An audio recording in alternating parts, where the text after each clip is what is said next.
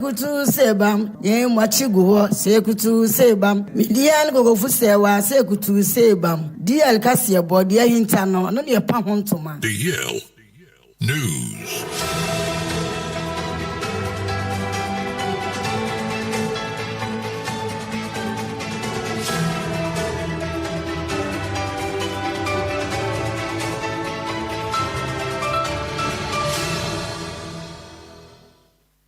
Yamamo akwapa afitu American shayen ewo Facebook no so a na ye DLFM 106.9 na yemfa kasebo no enchire mwankasa ensam yensha kasebo na se emfemfre asantemantem na yenkopie mu ewo komawu na awrahosama abeto dia kasebo pono so echire mam ana no meme na etwa mui chese ndi nipa mako banan emofra mienu eka hom wona mo nyina da tipa track etimi akwa kotu atwi e de afa wona mo so eye hairdresser saloon eno no wokumase kumawu ewa santemantanim na arahosem yi esi meme na etwa mu na eye opepombo sima ye wo mu ne da etaso edunsom emfempem mienu ne aduonu ensiamu am eye heavy eye duty track yi na anwagum a chese ne eye kumawu kwantempon a wona mo siesie no enam so ekwa obinim de esi ye ena kai efri ne kwan so a endra hairdresser bi a ono oye adwuma o hye ne shopum onka bi nhyiemu ene nipa maako miensa mo kan ho a omo nyina si adwuma ene customer ba kon so ono so ewo shop no mu a na ono so tapempen so no oye ni tire no ena hyen kwatwifa omo so a mo nyina da nkwa etimi efri wonom ensem atayem hodom am na odansini a ohun de esi ye ekasa na o kire mu sem wohwa eni enkwanhye na esi ye na enipa na saloon shop no eye ne dia no ofirimu mofra mienu kan ho munyina efirimu ena afi nso eye customer ba akwa no so oye ne ti oka ho munyina da etimi ehwere mo nkwa atoyem ho no mam eno wachi afoforo nan so epre mu pra ye no na ano edenye papa mo ne bi kopie mum a o hyenkani no ka ho munyina kopie mum ewo konfo anoche abanya de sabia ye de bi nso kopie mum ewo komawu aban ayre sabia na de hye a wonmo ho asantemantam kumase ebobra ekiremu am enya de edikan nie efrise wo hwe kwantempo eda kumawu a contractor wo sesie no enkwanhye ne ba kwa dikansi nyakopo yatom odom wafofie nti obia entimi anhwe ne kra ewo mum fufura sase bio mekopie mum ewo kumawu eye mosque zongo mpotem ho no ma ena meme nan so ba kwa kwesi wo zango junction a ene so nam so nipa mako nan wo mo nyina da ahwera mo nkwa am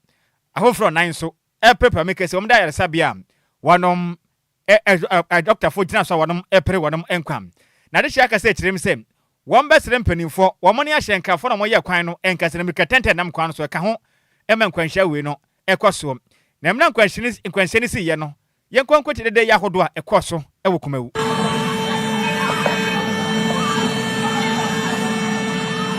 Nipa ba ko kra nka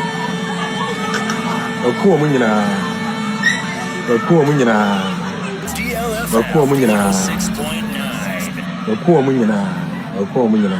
ndade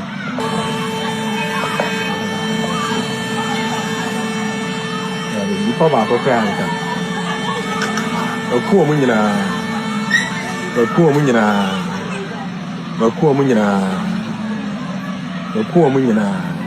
nyina ndade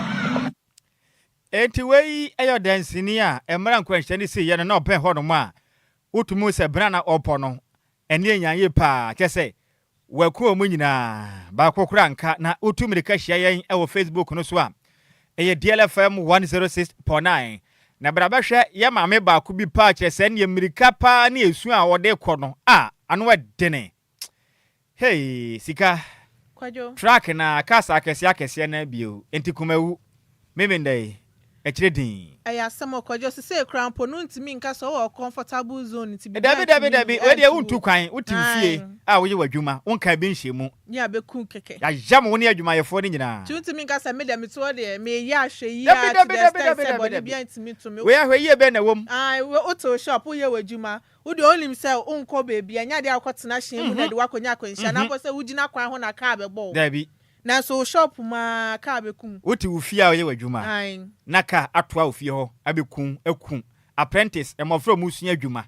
ene customer so no wa free ni fie okwe ni ti asa eku no ekumofra mienu aka ho it tells you say niam bi nhye da nkoyi maye e ka sei nyankopon for mo currency because wo we dia no odene ka yamfum so bi mpo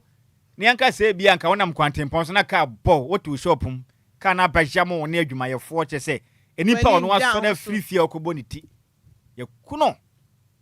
na wo kunu wo fie be ma wo fie na ye frɛ ne say ne yere so okwa ni ti na shop na wo mu no ka akotwi afo ne so akuna wo kire musia kire busia Ewrade for mo currency sika yento akase bo no so Yanto akase ebone so ne engineer mu ewo nkran pipni mantem hanoma na kronubo bia na ekoso ewo nkran da koman ebina da etwa mu na yade a ehyenkani bia bomode atimi ase ano kwan ewa abra ye akronfo eto hye ye mobile money vendor yi so moye omaje so moji scan wie no nanka omoba abedwane ehyenkani bo omode ade ne car ede ebo wom na dance ni ohun ne ekoso no echema yade akronfo yi ebo Adjoa Agyei Sikapa 7,700 Ghana cedis and edi free mobile money vendor iho mo ye omaje sen ka mo ba aba bedwane na shenkani ehu ne ekoso na nnuo no so ba omodin a ende odi ne hyen yi ede bo wom sane ebe ya ne ekoso ne betimi agyae na bro de bo wom na cheso mo so mo ho no bo omodin a sa etimi so akronfo yi ma ba ko de nyakopo di ne ho afofi emane etimi adwane ye na mo bo omodin ne di omode ye crop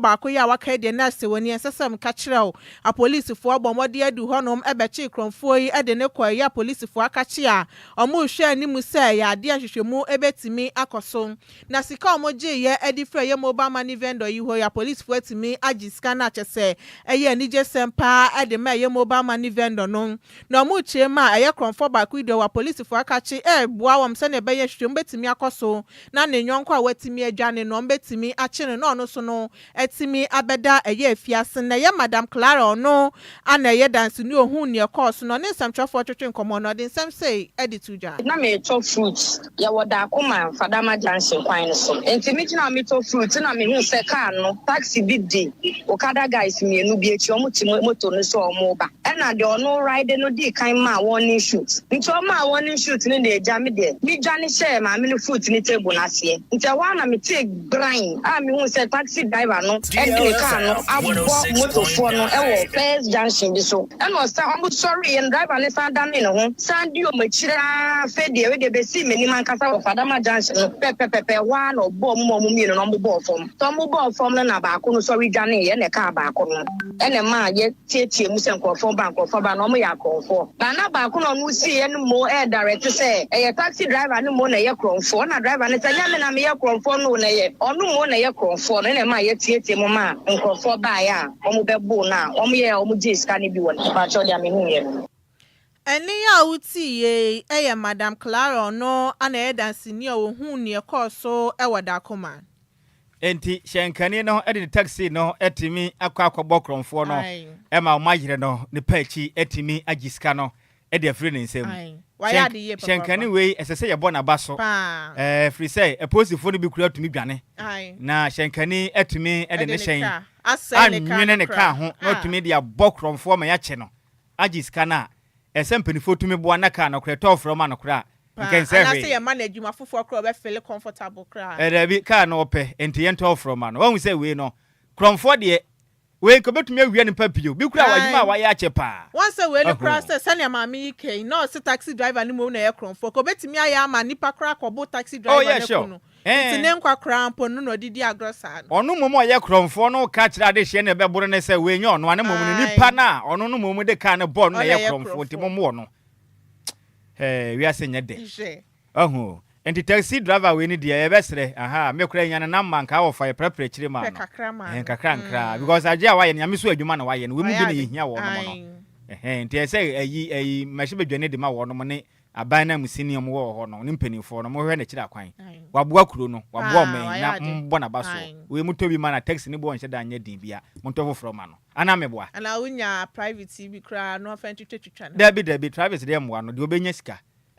or the bay boat na uba so na ka mo ma ne private so okọ baby a wo ho no do obey adwuma na ye obey adwuma to bi onya de ombey ndu de omman de obey adwuma na why ade woni mpenifo no mte Ghana me nuan pa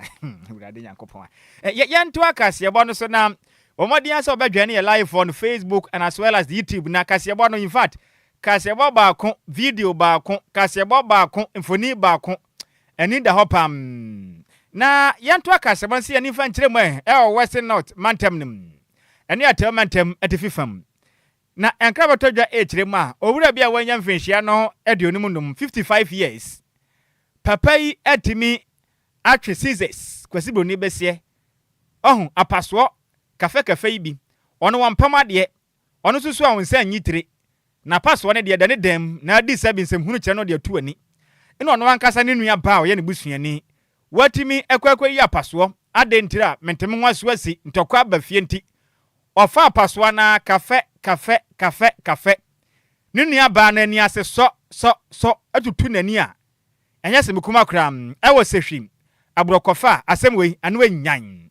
na nipa odi sa nyina mansem ne den ade William Jamfi dudura bonam na anu se kwasi manso ampa manso fatane pam na kofi manso enka ne nyina kire mu sei na ono ankasa ne busuane ne dende akua Agyei chese omususu sei ono so akua Agyei wanso anya mfinhia ne be ya aduonum 50 years ede kram ana mentemas kakra ne pa ya ene nua bai aprepere sa o wanya de osusu wanya ne yose wujima metu ani oso oboa wobetuma ni se oso opa de fedi agorɔ se me wa paso de dem oso ojai no fa de bia opesa gidi o senior asa agro eno bowura dem na so de twame ba na ehwedi be so ntumi nyam foko ena wofa William Jamfi ado afa ne se kwasi manso ansa na manso no wopei ekowura dem ekofa apaso eba ya no se akua Agyei wa na wona wano den sa no wo chese meka na waka wo so gidi onani ase so ede apaso yi agwo wo ne nuanani a mekasi ne nuanani de bi oda sese no eni enyanye pam nanam de si yenti empenifo ke bomboden di mirikatente ekopeja akua Agyei wa de ne kopie mum ewo dwaboso aban ya sebe mekese de oda emergency medical care empenifo bomboden ahwese nani no wo betimi aboanom na posifo nkrata eba bonte kire misem wonemo ne on petrol team bomboden kokrodum ekoyampa William Jamfi na cheson de kwasi manso odi apaso a wo ne nua bani ase awie asan aboba nchempese osi hwa na chese ne odi nwa gusu a wodidi a na mo sisi nia chese odi boni empa wotim de sade abohuri ya on de we nyina chi wasan bampesie no mkoso ne panchi mekase de yade a senior man wobne na kopie mu e wa posifu akachi a oyi yini nsema no nanso nkra ne kire mu se ansa na posifu la kopie mu e wa sehwim empotem ho no mo no na kire se timamufo ne bi atimi ache wafa William Jamfi aye ne ho adwuma basa enya sim komo kire mu anani ase wo mo bobbo na manana se nyina fufu ase bia mpontwene ani ase wo mo san so bo na matum se wodi aprakuro asan ba ne ho namdua ho kram na no ana posifo kire ze mekase da wafa Jamfi eda posifo akache a obo amhwem mapa akoso efa nyina mansema wadi ono ankasa de apaso awa wo no ane busuani ani a otutu nanin na posifo kire m se anamontu atemamufo na to no yade a wonom ebo mba so paso mbo nanso mbesra da ekwen fa aso amdo omonsa ekakekam senior man wafa Jamfi ani ase ne de enye samochi obi a mamunsibram no sa efrise eba ne sa etiamra kram na de hye bia kase kyerem susu sei Jamfi eyade anu suban ano no efrise emini bia atwamu obomode kwatwe nkrante kotokuro e wono ankasa na sebe maso a nyame amfafi a enkotwitwa de tiri nyina efriso kram na de se na kase kyerem se mekase de ombesra pozo omode na mranya adwuma na mo sebe ya wafa Jamfi sana mo bone wotu no etobetumetwa na foforo nso enkodi sebe sanya mransemi bi ewo sehwi enne potem sika we nso ono ane nuaba tutu nani ase nyina den na ya na ye nipa nu bia ya na honhom bi le be shom mu ana seden enya honhom bia da bi okwajo ya na me niam bi se me dwen metena ase dwen ho a menti ase se ejimi kakra ka ho utimi wo ho no ma se na ma menhyi nipa we ma menkum nipa we ma menpra nipa we wan kasa mu no se bibi eti ukra se blade impo na use na etwa wa pins ne tesen no watimi atena so adwen ho asa memfa paso otu nani ose sebe ya next time nunu ya ba ne hwe ade a obepin ho sika ebere ni nti yento akase bo no so Yantua Kasiabone Suna CEO Edima Aya Benito Mining and Engineering Company Limited, Ewa Manse Central District Nim, I know Ewa Santimantemo, Mr. Benjamin Opon, Dodrona, Efren se Benito, Esre Abai, and your more moves combet me abwa say, Ye Mebuna, or Mobomodia Sian San Juma, no Mombeso, Masi, Ewosikasemu, na Bibia Entime, and Kosuye Enfema Wom. Na okasa ewa bro mu ye free skill training e dia mabru be ye oha ewa ye forklift excavator ne towe vehicle operation no ana Mr. Opon Benjamin edi tudwa na ochie mu se ade anipa bebre na ewa adwin bi se mabru no empa adwuma ye ewa man mu na mmom enye sa na tie mabru bebre na person mu nsansa no dwuma na mmom sikasem nti no ana omuntimi enkosua adwuma ni se omobomode ana omutimi so mase a omonso no mi enya adwuma nti omosra aban eye nwumeko ahodro ene nipekuo bi omonso eweskom betimi abo ani na so omomboa na mabunu ne nso so no entimi enya nsa no adwuma na eye mabunu omuni adwuma ye so betimi anya adwuma ye ewo man mu na oman ni mu nso no etimi mpuntu etimi abem nti osra mara so betimi abo abomode na be investment ewo mabunu nim na unemployment amani mu so ewo man Ghana mu no eso ebetimi abras sanso na fa akwanya ne so edisha maburu ne kwan so mo bomodin ya na mo fasa akwanya yi na mo fensia ne mo mpese mo nsia ne asa ne be ya mo so betimi aye adwuma na sika etimi abom botom say nya maburu ne na empa adwuma sua because a financial problem ko me dia me starting me in free metima training nipa 100 omunyina free o ma ho keka no so ba me starting na sense ma register company nti o say nya bibi kakra de to na say emaye no ente se first ni bi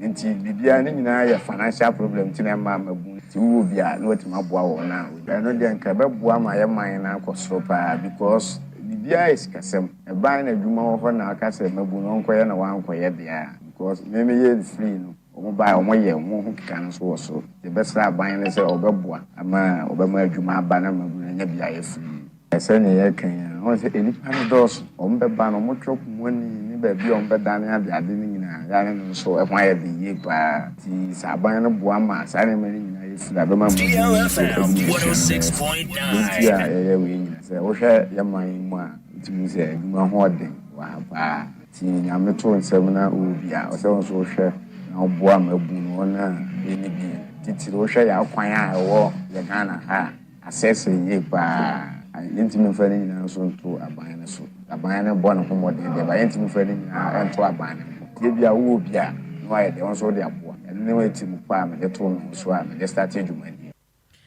Enuachi ana Mr. Benjamin Opon efa sa akwanya ne so sabio ede to mpanifo anim sombo modin no mo hwe ye network a eno omutimi ede ye adwuma ewo numre so ene ne potemo ewo Amanse Central District nim echema network ne enya kra no nam so nti so obi mpo ye to hwe ne so ewo na efoma kwan ya obefa so ewo so otimi frɛ obi so meboa ne mpo ne no eho eyeden ede ma wam ti no mo a ombetimi aboa sane ebe ya network ho nsam so betimi akosu ye ewa Amanse Central District ni mu no omombeboa onsa ne ebe yom betimi ama eye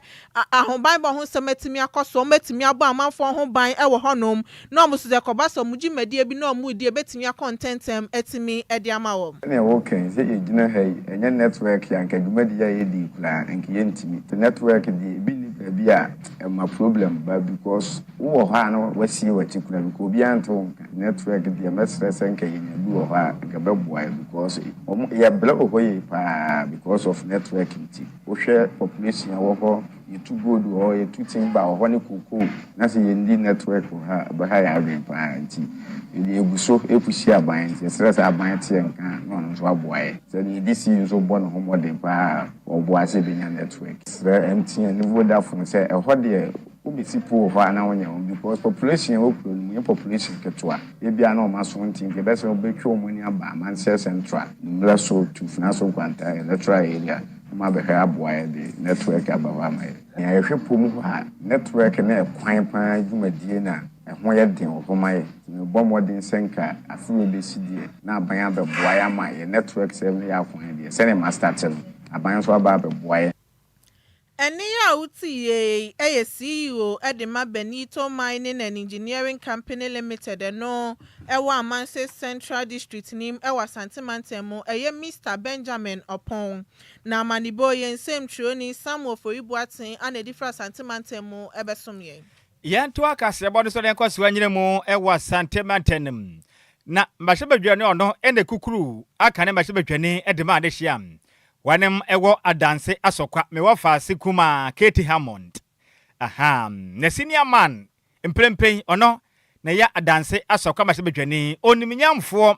Godwin Anamore Dabgazi Dolani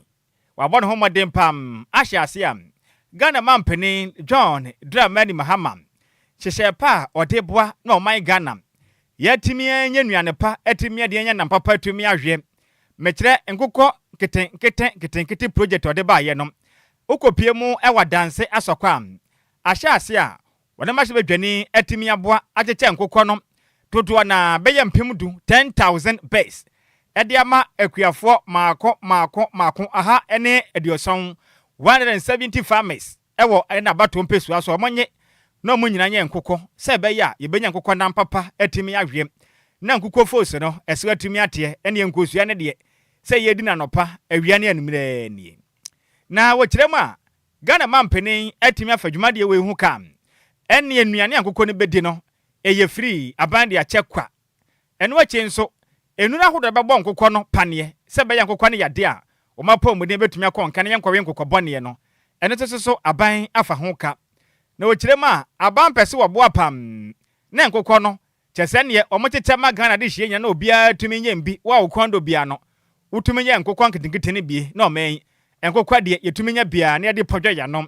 na nkokɔ ahodo a ye de sika botene bebre na krafe amonone no eto betumi atwa oniminyafo kiremi se adamontu a aban na tuo no opese wo boa na nkokɔ yan yetumi ba modenya pejam ekɔ nkane na nuane ne kwama edum pempenso asabe eka agba kɔtɔ etwen no eto enrapada so no ebi ntumi ka Ghana frisa nyina yenim edum pempenso agese na yemu ade nkokɔ ne ye credit from no ne ba o kirem ebe ha dwenti we nyina hyehye pa Ghana mampeni John Dramani Mahama de agwa kombe boa pam na omen ye ho etimato ne ye kra nuane emfemfem no ne ema omanyim oniminyamfo Godwin Anamore Dabgazi Dolani ekirem sem odi afuto ediama adehia monsaka nkokɔ ne bie munkokum wa monwe to mamma dia na montombo ase monye nkokɔ ne ye enuane no monfidi wa mo fine wa mo yade anso a eduro ka ho mommo mpane kama na nkokɔ ne nyini na mbanya sika kama pam ne manya bi nso etimi ede ahwemabusua na bebo mo man to kire ne kankɔ no etimi akonkane o kire mi sem hyehyapa hodo biada adehia mbo mo de abo emmoa no pane no wo muntie mpenifo asopam na emmoa na nkokɔ no wo mu nyina ntimi nyininya kama na Ghana so yenya so emfaso ewo manyim hyehyɛ bia ye mampeni His Excellency John Dramani Mahama ewo mra obo apro se Ghana fo benya ntiase anya ne mugidie ato abama no ana ode hye bo bi se Ghana fo eto abama na oba ode hyehyɛ bia ono ato no den nkokɔ nketenkete enyina ne se ye betimi aboa ma Ghana fo atimi anya akonya atimi anye emmoa ibi mu wo mu anga so mu fie ewo nye dudrom na kakrem na with time na wa hu se de wo ye no ekoyie wonya mu experience ana se emontitiye ye wo so ho kwan obetimi dia ye den abroad na sajuma de no tine ya hye wa ne anu yera alanche program no ama obia ho se juma de no nationwide no ana se ewiasem nyina no ebo na wo hye ye no wadisu ama ya de emo no nyina de ama district bia ana se every district ase se onye bi adansia sokwa de aba ya hwe so a bosome ba kumunye bosome ba kunu no wase yetimi release ema eniafo ne adofo omo so asho interest omo pese omonye emo no bi eti na ho beyin asem free akra aba bedua na ya hwe atutumi ama se ne be ya omo so benya ntiase ekwan wo so omo efa so ehwe mo ano ngukọ na yenya omo nyina 10,000 I think we are expecting about 170 or so to 200 people say ye dey omo be hye jumade no ase de on say every time I am one mo ababedi ade omundua ne die mu de aban anasa oman no eka endro aye de show mo anytime ombo kwakwadi yenuan mo mo pese omo show mo so no oman no eka na so aduane a wase di ma mo no de wa request say wo benye omo no wa na wo be provide aduane na ama omo ani a woti yi aye masebadwane edema de hia wanom ewo adanse asokwa ne den do nimnyamfo kwotwen anamore dabgaji dolani na wote ne nkan na no wachi na ba na musini edema de hia wanom ewo adanse asokwa mechire district chief executive onimnyamfo Albert Dakura enso ede nsem tudwa echiremam mensin be kwaso de nani kotua wisie edi adehia wonom saka enkokọ ketenkete ni bi pa echiri yepam no mahu ohawa ebe omadia eha wonom na afi nso akwanside awodo ede pre wonom enkokọ yenim na kwa matumi afaso aboa na enkokọ no matumi anya wo muye sebe ya mfaso beba na mensin anya bi na obi anso ensa etimi enya so mfaso no chiremam womekwaso asre ubia wo kondo no wombeboa na wo so nsanka kokodi bi na ye sebe beboa na project Ghana man pene de baye no eso ba mfaso e de ma my Ghana adehye nyina nda dwumadi a yadi ya de hyehyɛ gu akwama ye bekɔ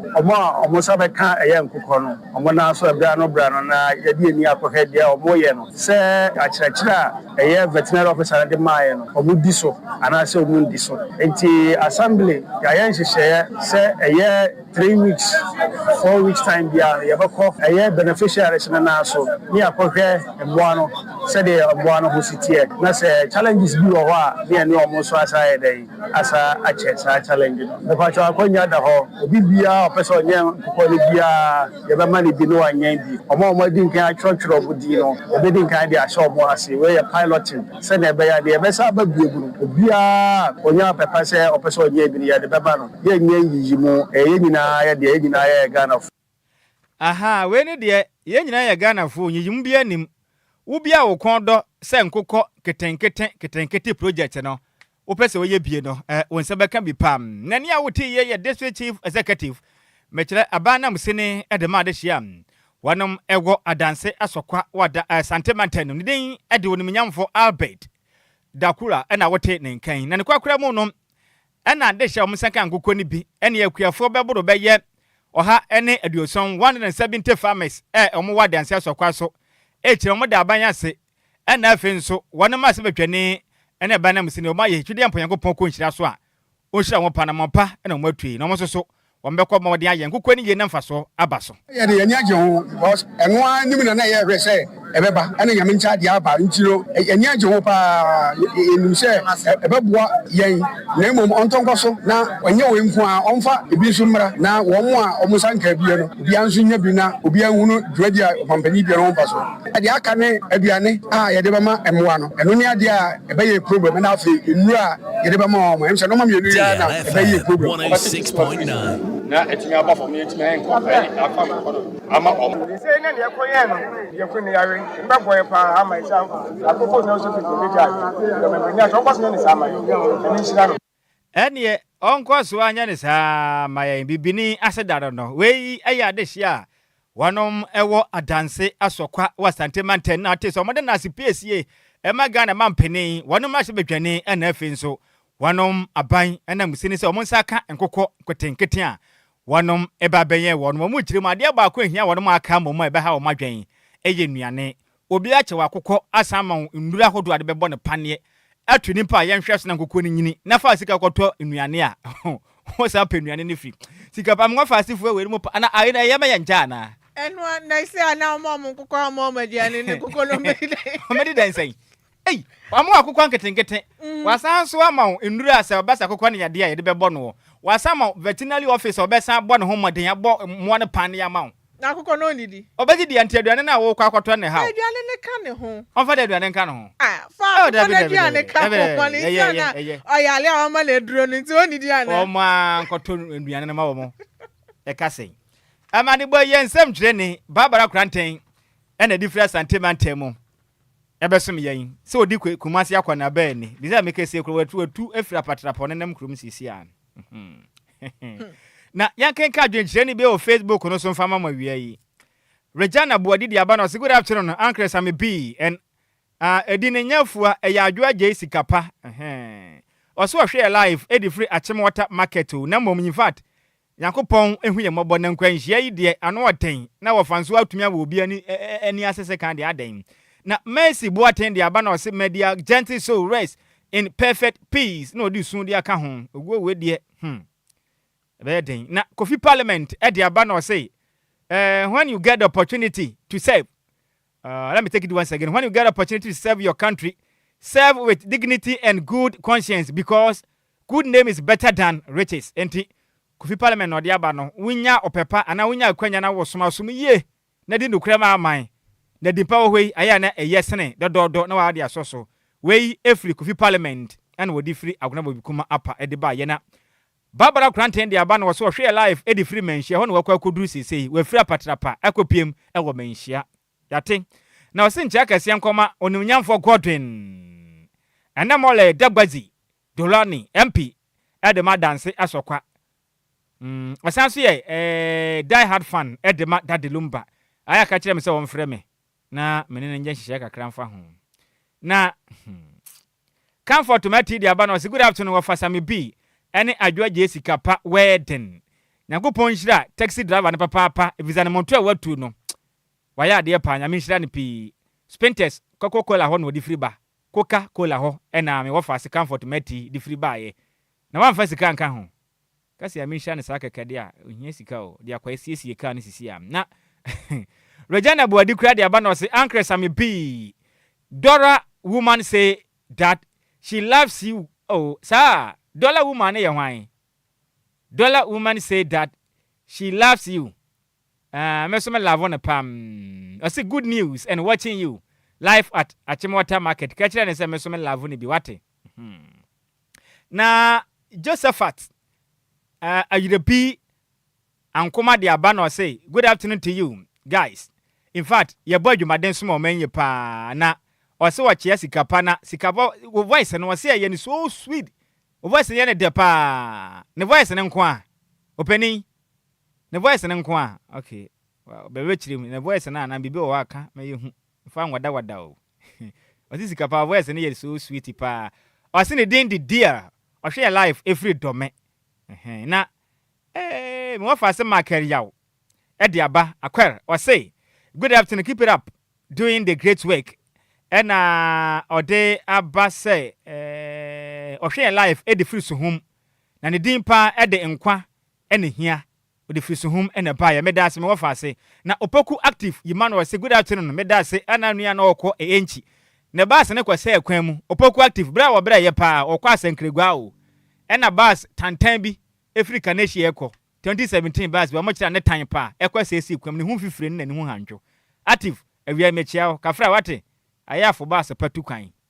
opa adadawa too much na Mawuli Goka Eddie Abano say good afternoon. They did the big no here live Eddie Free Michelle Camp. No say good job. God bless you. Ya that's it. Na me dance so the Abano say good afternoon. Watching live from Newtown. Accra Newtown. I say Newtown there here. Mateme that's na Samson Regina Boadi Abano say she is my lovely mom. Wo ma me no say na nije me ho sa no. Hey, me visa ketiasi bi o. Nenso wo ma me so me don pa. Sugar mommy. O say Sugar mommy. Sugar mommy say. Ne ma me odo me koma pa koma han enya modie ni bia na wa modie ni odo kan na mde na di kuro modo fon sa na enya ni bia ma me no pe ma asem do me firi na koma mu nya me hira obi ma ba be di ufuo kura weekend odo bia ye odo odo bia ye odo kwa di ufuo na nsen wo na sika ye nyina we su na kase bo no ye mfensi na nsan nka wo ba ko bi ho no mo ho ti ma ye ntimfro ye wi ana ye ya papra chire na ya ma Ghana fo ahudie kwa ne banti ye mfa nka bo we entwam nti ye dan ye ho abete se ye ba ye den ka wo ba kwa yin saka no ebeto aso e de asomo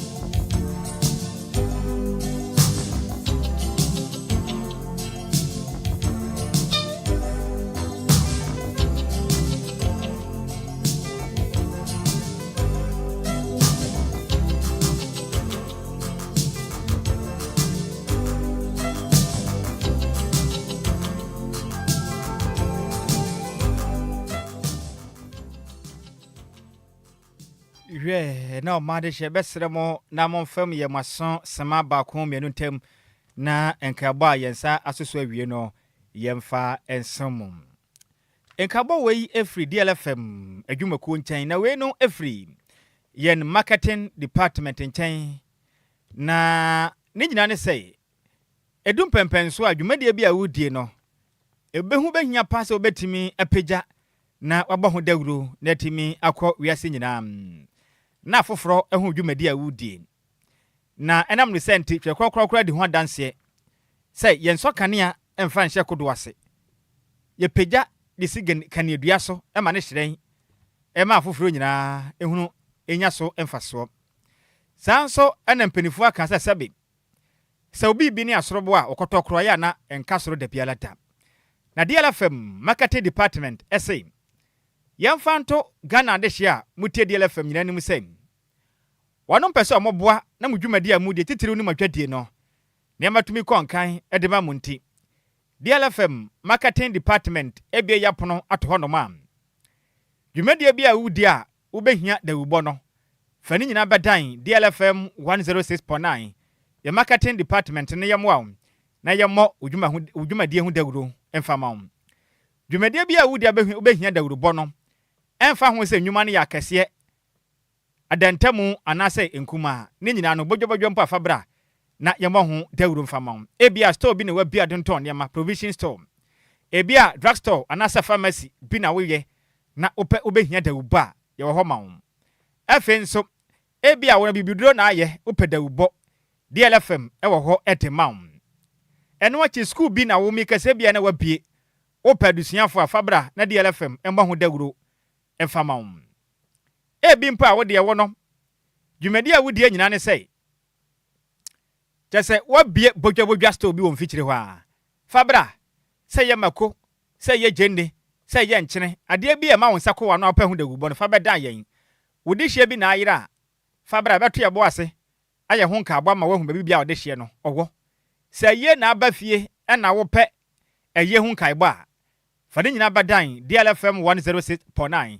ye marketing department ne yamwa na yanya ho nkaabo no emfa nsomom ebia nsore enhyemude bi ba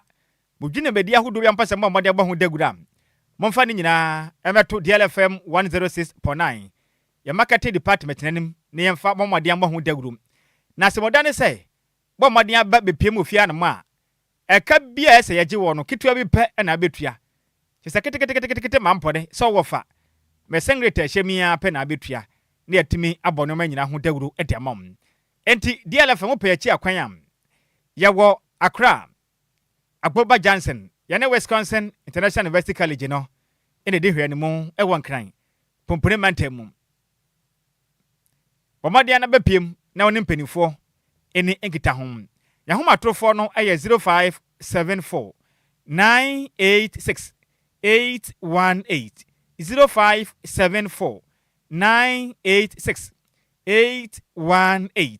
ana 0579 284 181 0579 284 181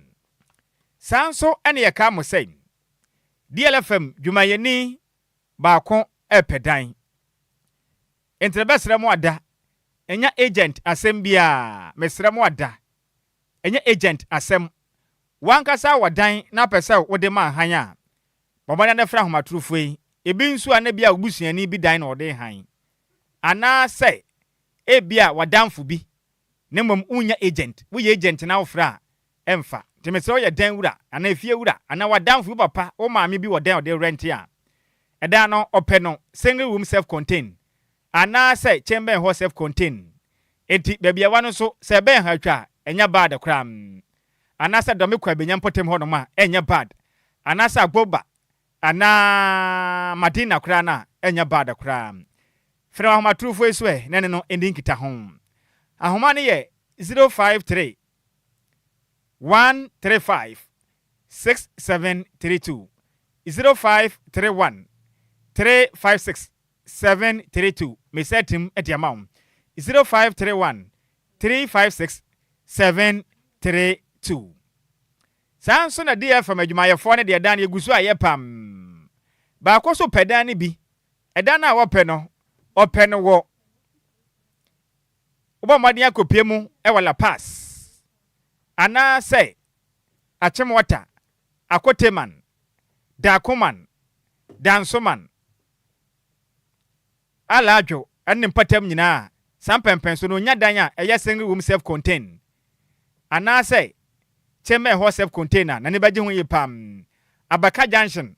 tasa no nyina na wo sampotem na wode ade han. Yesrew sabe freme ana sabe freni panaka kire ni so me ye ayi a agenta mesrew enye agenta sem se wo ye fiewura na obusuani bi dan a na wafre na wono no edinkita ho ahoma no eye 0557 17 1020 0557 17 1020 0557 17 1020 Yada sipi sa wo ye mre na utie enkabui.